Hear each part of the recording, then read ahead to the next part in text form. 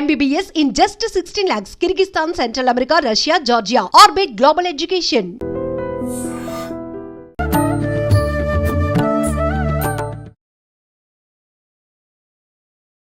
నమస్కారం, welcome to I dream. ధర్మ మార్గం విత్ విజిత కార్యక్రమానికి స్వాగతం. ప్రస్తుతం మనతో పాటు ఉన్నారు ప్రముఖులు శివరుద్ర సాధు గారు. ఇప్పుడు వారితో మాట్లాడి మనకు రాఖీ పౌర్ణమి రాబోతోంది. రాఖీ పౌర్ణమి అనగానే ఒకరితో ఒకరు అంటే ఒకరి మంచిని కోరుకొని వారికి కట్టే రక్ష అని అంటుంటారు. లేదు, ఇది కంప్లీట్గా అన్నా చెల్లెళ్లకు సంబంధించింది మాత్రమే అని అంటూ ఉంటారు. అసలు ఈ రాఖీ అనేది ఎక్కడి నుంచి ప్రారంభమైంది, ఏంటి అనే విషయాలు ఇప్పుడు వారితో మాట్లాడి తెలుసుకుందాం. నమస్కారం అండి. నమస్కారం అమ్మా.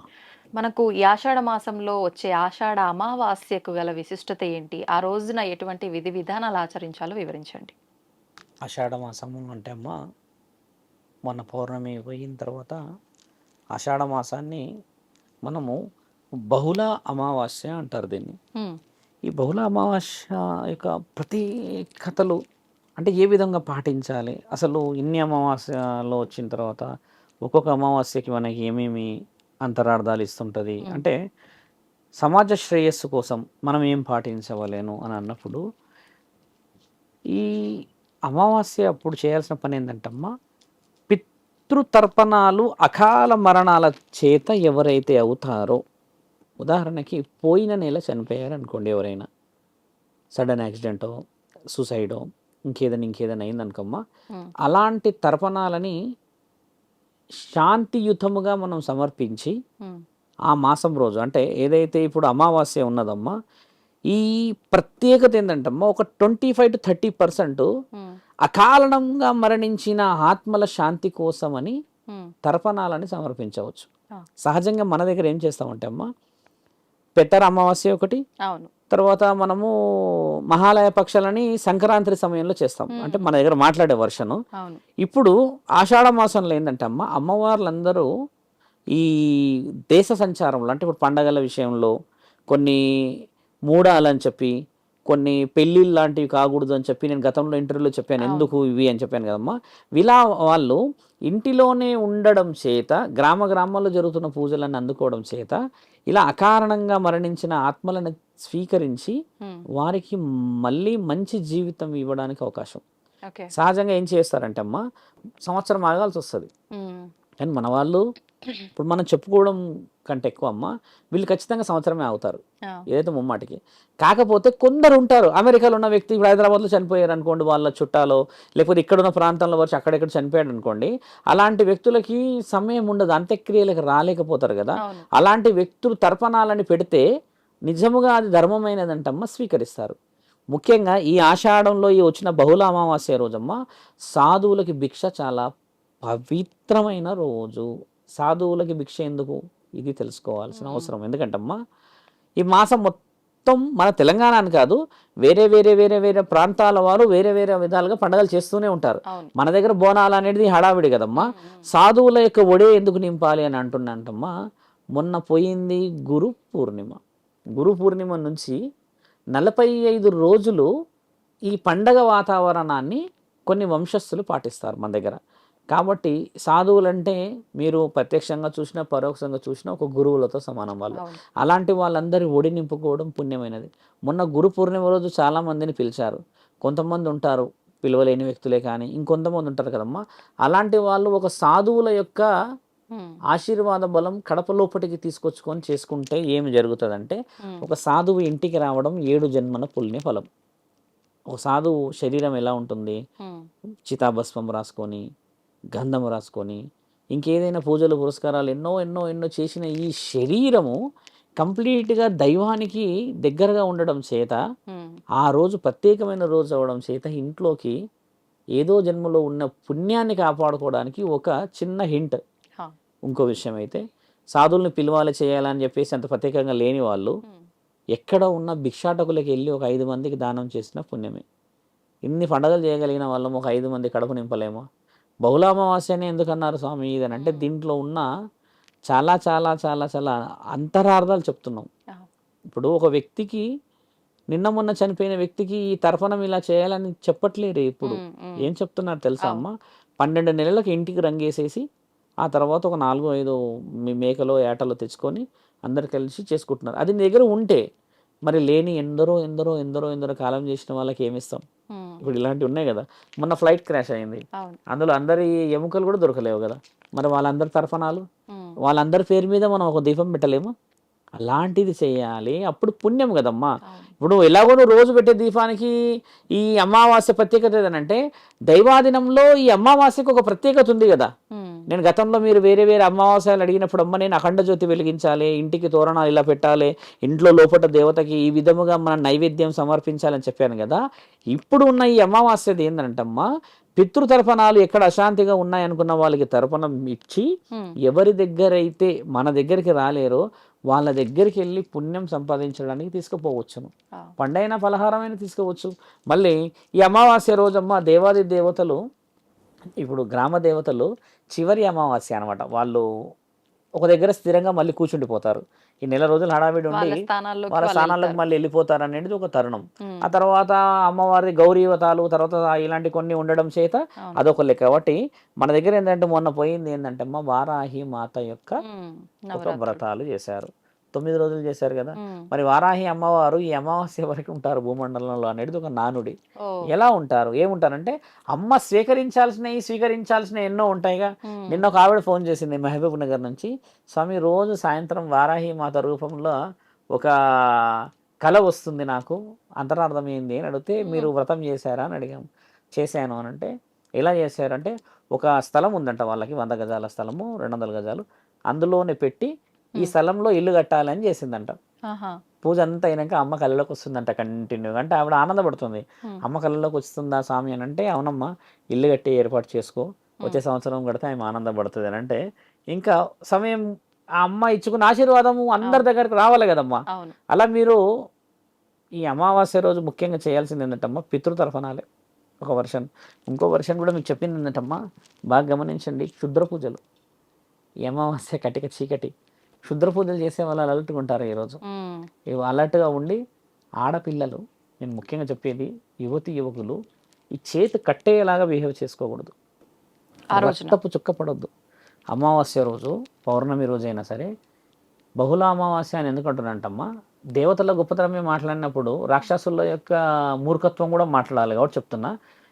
అమాయకమైన జీవితాల మీద ప్రయోగాలు చేయడానికి కూర్చుంటారు, ఇది చేయనికి అది చేయనికి, అట్లా చేస్తాం ఇట్లా చేస్తాం, అలాంటి అలా మూఢనమ్మకాలు లేదు. దేవుడు ఉన్నాడు కదా, ఆయన దేవుడు ఎలా అయ్యాడు మరి, రాక్షసుని చంపితేనే అయ్యాడు కదా, అంతేగాని దేవుళ్ళు కొట్టుకుంటే కాలేదు కదమ్మా, అప్పుడు వాళ్ళిద్దరు శత్రువులు అవుతారు. కాబట్టి రాక్షస సంహరణ మన దగ్గర ఉన్నది.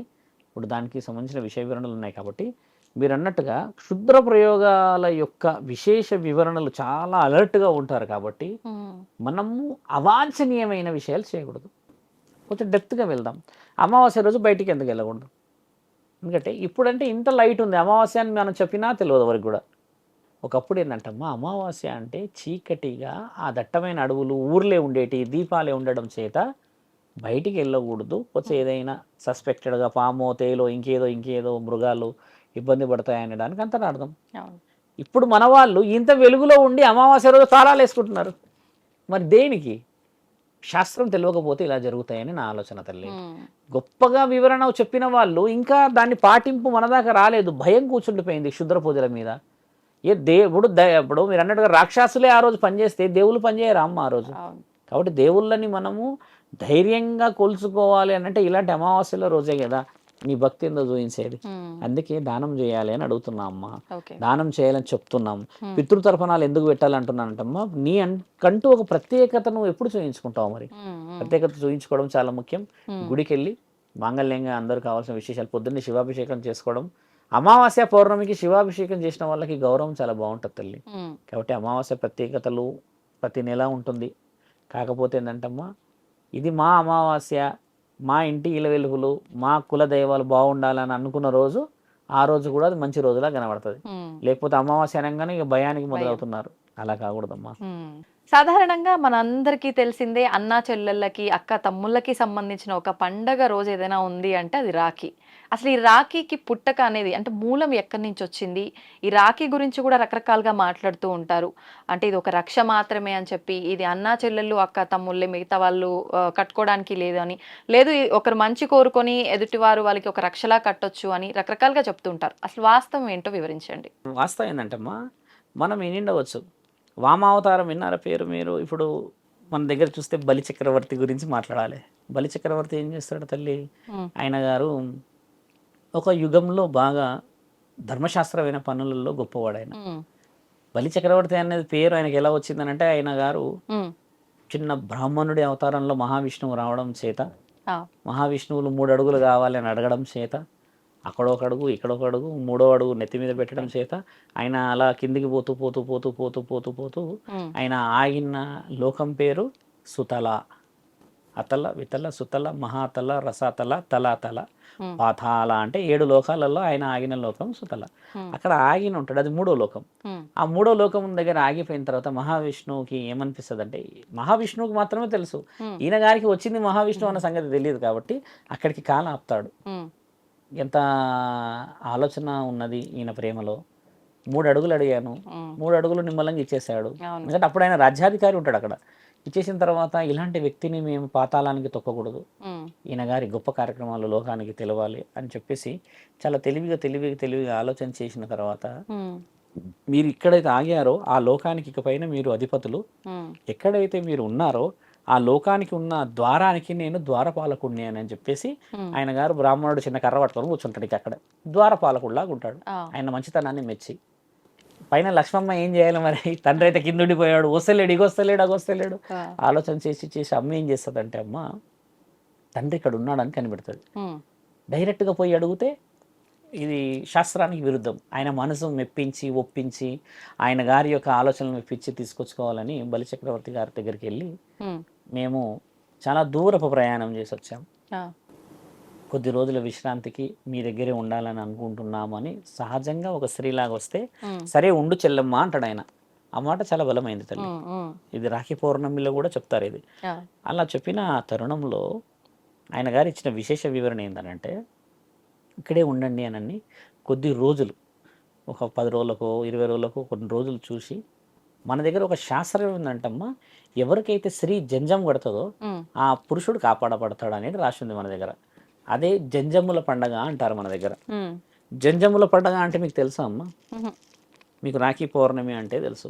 రాఖీ పౌర్ణమి కాదు, దాని పేరు జంజముల పండగ. రాఖీ పేరే జంజముల పండగ. ఈ రోజు మనం రాఖీలు కట్టుకున్నాం చేతులు కాబట్టి.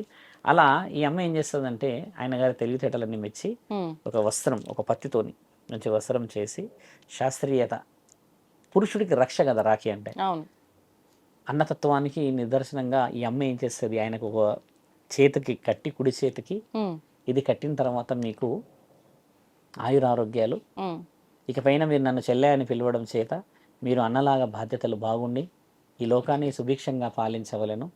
ఇప్పుడు మీకు నేను రక్షగా ఇవన్నీ చేశాను కాబట్టి ఒక అన్నలాగా నాకు బాధ్యతాయుతమైన ఒక మాట ఇవ్వాలి అని అడుగుతా.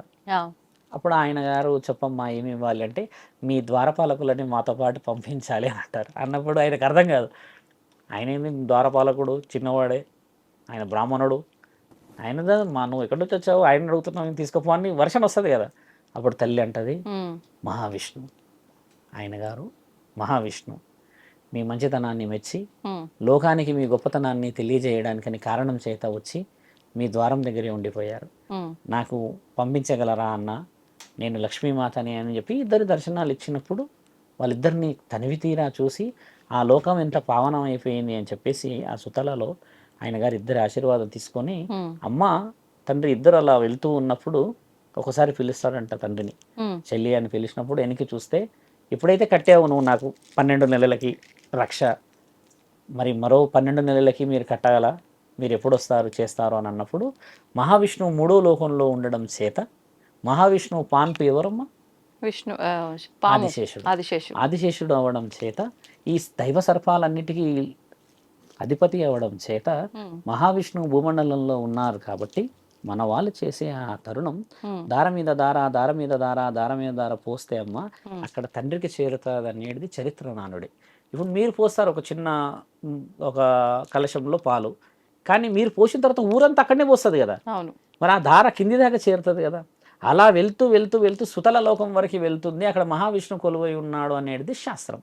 ఒక వర్షన్ అయితే మరి ఈ శాస్త్రంలో మరి ఉన్నది ఎవరు? మళ్ళీ ఆదిశేషువే. ఆదిశేషువు ఉన్నారంటే మరి స్వీకరించేది ఇద్దరు. లక్ష్మీమాత అక్కడ కొలువై ఉన్న తర్వాత అప్పుడు తండ్రి అంటాడంట, ఇక పైన ప్రతి ఈ శ్రావణ పౌర్ణమికి నీ చెల్లెని తీసుకొచ్చి నీకు రాఖీ కట్టిస్తా అని ఇప్పటికీ తండ్రి పోతున్నాడు అనేది మా గురువుల యొక్క మాట. ఇప్పటికీ వచ్చి కట్టించుకొని పోతారంటారు. మనం చూసింది కాదు, మన శాస్త్రం అలా ఉన్నది. మన శాస్త్రానికి గొప్పతనం అమ్మ. అంటే అలా ఈ రకంగానే పాములకి రక్ష. అది నువ్వు పాములకి పోస్తే ఒక పాము ఎంత తాగుతుంది తల్లి? మీరేం ఎంత తింటారు? ఓ గమిలలు తింటామా? లేదు, మనకు కావాల్సిన భోజనం ఎంత లిమిట్ ఉంటుంది. కాబట్టి ఏంటంటే అదే మెతుకు వేస్తే అది అక్కడ దాకా చేరుతుంది అనేది అంతరార్థం. ఇది రాఖీ పౌర్ణమి రోజు కూడా ముఖ్యంగా మాట్లాడుకుంది. రాఖీ యొక్క అంతరార్థం లక్ష్మీమాత రక్ష. మళ్ళీ రాఖీలో అంతరార్థం మళ్ళీ శ్రీకృష్ణుడు కూడా రాఖీలో చాలా చాలా శిశుపాలుడు పేరు విన్నారా మీరు? శిశుపాలుడు పేరిల్లే. శిశుపాలుడు శ్రీకృష్ణుడి యొక్క మేనత్త కొడుకు. ఆయన గారు పుట్టడమే 6 ముఖాలు ఏమంటారు చూడ అందహీనంగా పుడతాడు తల్లి. ఆయన మొహం అంత బాగుండదు. అలా ఉండకపోవడం చేత ఆయన గారిని వాళ్ళ తల్లి ఏమడుగుతుందంటే, ఆయనకున్న వరము ఒక కారణ జన్ముడు ఈయనను పట్టుకుంటే ఈయన అందంగా చాలా చక్కగా రూపం మారుతుంది అని అంటారు. ఆ కారణ జన్ముడు ఎవరు అని ఆలోచిస్తే శ్రీకృష్ణుడు ఉంటాడు. శ్రీకృష్ణుడి దగ్గరికి వచ్చి మెల్లిగా ఒడిలో పెడుతుంది. తండ్రి ఇలా అంటాడు పట్టుకొని. అనేలోపు చాలా చక్కగా అందంగా సిద్ధమవుతాడు. ఆవిడకి ఏం వరం ఉంటుంది అంటుంకే, ఎవరైతే ఈయన అందంగా మారుస్తారో ఆయన చేతిలోనే మరణం ఉంటుంది. ఈవిడ వరం కోరుకుంటుంది. అన్న చంపకూడదు, చేయకూడదు, ఇట్లా చేయకూడదు, అట్లా చేయకూడదు. అల్లుడు కదా చెప్తే ఈయన వరం ఏమంటాడంటే, 100 తప్పుల వరకు నేను ఏమీ చేయలేను, 100వ తప్పు దాటిందంటే మాత్రం నేను ఖచ్చితంగా ప్రాణం తీసేస్తానన్న తరుణం. అలా చెప్పిన ఆ తరుణం కొంచెం డెప్త్కి వెళ్ళినప్పుడు ఈయన గారు ఏం చేస్తారు, పెరుగుతూ అహంకారం పెరిగి అందరిని ఇబ్బంది పెడతాడు తల్లి. పెడుతూ వస్తే ఈ మాట ఆ మాట భరించలేని పరిస్థితికి 100వ కౌంట్ వస్తుంది. 100వ కౌంట్ రావడే తండ్రి సుదర్శన చక్రాన్ని వదులుతాడు. వదిలితే ఆయన తల లేచిపోద్ది. అది మళ్ళీ వెనక్కి వస్తున్న తరుణంలో తండ్రి చేతికి గాయం అవుద్ది. ఆ గాయం అయినప్పుడు అందరూ ఆలోచిస్తారు కదా, తండ్రి గాయమైంది ఏం చేయాలన్నప్పుడు పక్కనే తల్లి ద్రౌపది. మీరు అన్నప్పుడు ద్రౌపది వస్త్రాధారణం మన దాంట్లో చాలా గొప్పది. ఆవిడ గారు ఏం చేస్తారు, పక్కనే ఉండి ఒకసారి చీర చింపి టక్క చేతికి గడితే తండ్రి ఏం ఆలోచిస్తాడంటే, అమ్మ నన్ను నా బాధని చూడగలిగిన ఒక స్త్రీకి నేను రక్షకుడని. అందుకే ద్రౌపది వస్త్రాధారణలో అమ్మ నీవు కట్టిన ఈ వస్త్రాన్ని, నీవు చుట్టిన ఈ చుట్టని నేనే ప్రత్యక్షంగా కాపాడుతాను అన్నప్పుడు తండ్రి ఇలా వదులుతున్నప్పుడు ఆ చీర పోతూ ఉంటుంది కదా, ఇలా పుట్టింది రాఖీ పండుగ మళ్ళీ. ఎందుకంటే ఆ రోజు కట్టింది కూడా ఈ పౌర్ణమి రోజే. అంతరార్థాలు అంటే మీకు ఎందుకు చెప్తున్నామంటే అమ్మ, ఒక వ్యక్తి మనం ఒక పూజ చేస్తున్నాము అని అంటే అది ఊరికే రాలేదు మన దగ్గరికి. ఎంత శాస్త్రీయత దేవాది దేవతల దగ్గర నుంచి రాసింది. ఇప్పుడు అతల వితల సుతల మహాతల అని ఎందుకని అంటాము, సుతల లోకాధిపతి సుబ్రహ్మణ్యేశ్వరుడు కూడా 6 తలలు ఉంటాయి ఇప్పుడు మన దగ్గర. ఎప్పుడంటే దైవలోకాలన్నీ ఉన్నాయి. ఇలా ఒక్కొక్క అవకాశానికి ఒక్కొక్క అవతారము ఒక్కొక్క యుగం నుంచి వచ్చింది కాబట్టి అన్ని మిక్స్ గా చేస్తున్నాము ఫెస్టివల్స్. కాబట్టి ఏంటంటే మా రాఖీ పండుగకు సంబంధించిన విషయాలు, మీరన్న నాగుల చవితికి సంబంధించిన విశేషాలు, చరిత్ర ఈ విధంగా దాగింది అని తెలుసుకొని ఇప్పుడు ప్రతి ఒక్కరు ఎలా పోయాలంటే పాలు నిజంగా మహావిష్ణువు సుబ్రహ్మణ్యేశ్వరుడు ఆ దేవాది దేవతలు స్వీకరిస్తుర్రా అని పోయాలి. అలసిపోయి సులిసిపోయి ఆ పాల ప్యాకెట్ తెచ్చి ఒత్తుతుర్రు, పాల ప్యాకెట్ పెట్టేస్తున్నారు అందులో. నేను చూసా ప్రత్యక్షంగా, అది చూసి అట్లా గమనిస్తే పాల ప్యాకెట్ తీసుకొని ఇట్లా అనేసేస్తారు, పడేసేసి వెళ్ళిపోతారు. తర్వాత ఆ గుడి పక్కలో ఉన్న ఆయన చెత్త అంతా ఎత్తేస్తూ ఉంటాడు. ఎందుకు అది? కాబట్టి ఏంటంటే మన శాస్త్రం గొప్పదాన్ని పోస్తే అంతఃకరణ శుద్ధి కిందికి చేరుతుంది. ఇలా వచ్చిన ఒక మంచి మాసం తల్లి ఇది. ధన్యవాదాలండి, మంచి విషయాలు వివరించారు. నమస్తే. నమస్కారం. తవ్వండి, తవ్వుతూనే శివలింగం సరే దాన్ని అట్లా కప్పేసేయండి, చూపించదండి. Krishna is there. మూర్తి పూజ కాదు, సాక్షాత్ బ్రజేంద్ర నందన భగవాన్ ఉన్నారు మూర్తిలో. ఏమీ ఆశించకుండా ఆరాధించే వాళ్ళు కూడా ఉన్నారా ప్రభుజీ? నిజమైన భక్తి అంటే మనకు తెలియదు కాబట్టి